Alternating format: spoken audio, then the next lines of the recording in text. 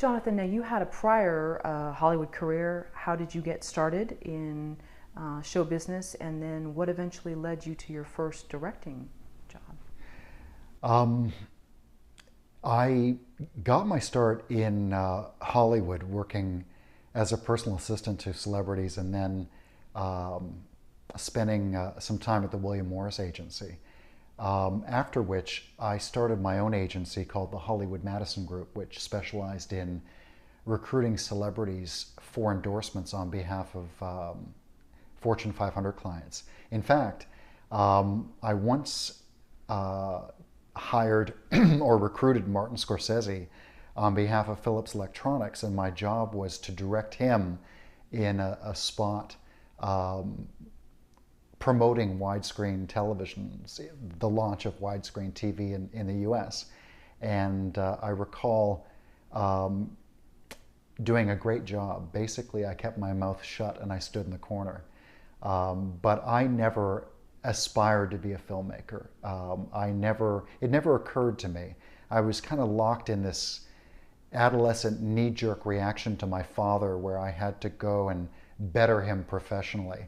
And I just assumed that would be business. So I was always on the business side of the desk. And after my father died and I started writing about the experience and it became this movie, no one was more surprised than I.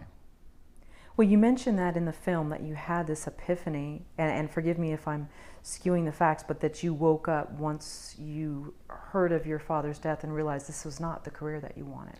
Exactly. And I think that's true of a lot of people. And again, I don't wish to appear gender biased, but I would think it's mostly a male trait. If your father doesn't love you or doesn't show any love or acceptance and kicks you out and tells you you're worthless, a lot of people, particularly guys, turn to, well, hell, I'll go out and be bigger than he ever was, and he'll have to respect me, he'll have to love me. And so when he committed suicide and did not leave a note, I wasn't conscious of these things. I had the emotional maturity of a 17-year-old in my late 30s.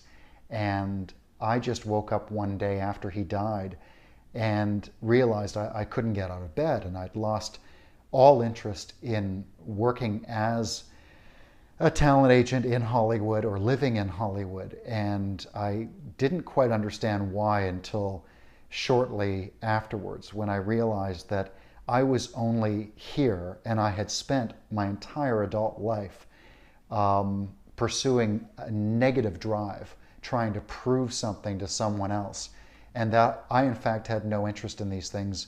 And it made me wonder, who the hell am I, and what might I have been had it not for this, crusade to prove my father wrong about me.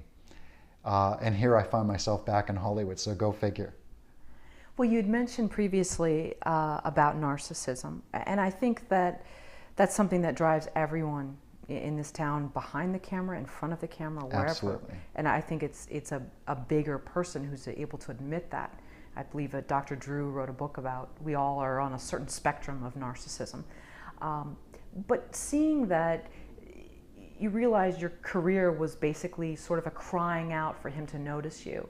Do you now go back and sort of look at similar situations in Hollywood and say, maybe this is what's driven all of us in some sense? Oh, absolutely. And I don't think there's a lot of mystery to it, although, like you said, I don't think we look at it as often and as clearly as we should. I think it's the oldest story in the book that Hollywood is a magnet for people who want to be famous. But why? Because we're all seeking acceptance. We're all just children or human beings looking for acceptance, whether it's from another human being or in some cases millions of human beings.